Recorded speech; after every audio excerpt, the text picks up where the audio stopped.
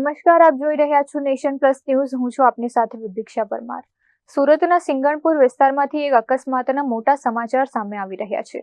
સિંગણપુર 4 રસ્તા નજીક આવેલા એક એપાર્ટમેન્ટના 3જા માળે અચાનક ભીષણ આગ ભભૂકી ઉઠી હતી.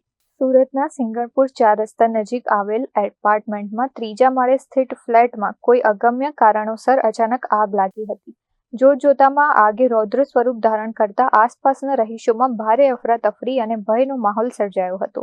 ઘટનાની જાણ કરતા જ સિંગણપુર અને આસપાસના ફાયર સ્ટેશનમાંથી 4થી વધુ ગાડીઓ તાત્કાલિક ધોરણે ઘટના સ્થળે દોડી આવી હતી.